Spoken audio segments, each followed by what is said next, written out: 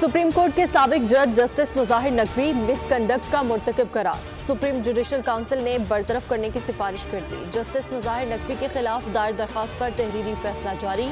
कहा गया, justice retired मुजाहिर Naqvi ने अपने इख्तियारात का नाजायज इस्तेमाल किया और वो मिसकंडक्ट के मुर्तकिब हुए। काउंसिल ने बरतरफी की सिफारिश करते हुए अपनी राय मंजूरी के लिए सदर ममलिकत को इरसाल कर दी।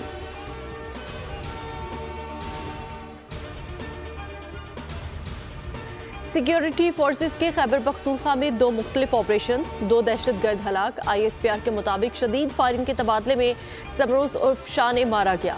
DI खान में ऑपरेशन के दौरान दहशतगर्द मंसूर मारा गया। हलाक दहशतगर्दों से हथियार, गोलियां, धमाका खेज मवाद बरामद। दहशतगर्द फोर्सेस पर हमलों बेगुनाह शहरियों के कत्ल में मुलव्विस थे। साथ ही दहशतगर्दों की मुबैना मौजूदगी पर इलाके में क्लियरेंस ऑपरेशन।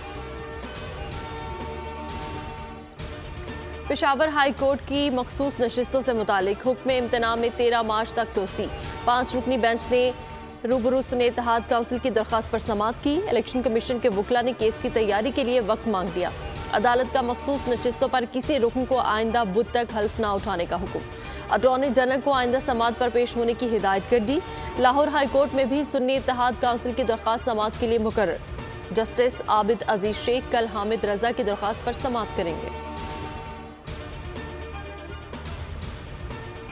जुल्फ़िकार अली भुट्टो को जमहूरी हीरो और सरकारी तौर पर शहीद का रुतबा दिया जाए। जानों का नजराना देने वाले सियासी कारकुनों के लिए जुल्फ़िकार भुट्टो एजाज का ऐलान किया जाए।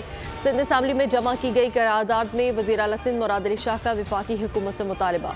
मीडिया से गुफ्तगू में कहा, 45 साल कबल किए गए जुल्म का खुमियाजा भुगत रहे हैं। जुल्म को ख़त्म करने के लिए आइन में तरमीम करनी होगी। जुल्फ़िकार अली भुट्टो को सरकारी तौर पर शहीद डिक्लेयर किया जाए।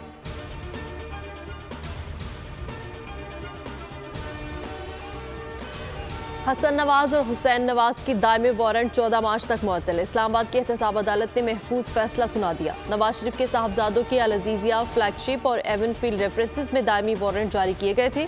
वकील का कहना था कि हसन और हुसैन नवाज 12 मार्च को अदालत में पेश होना चाहते हैं।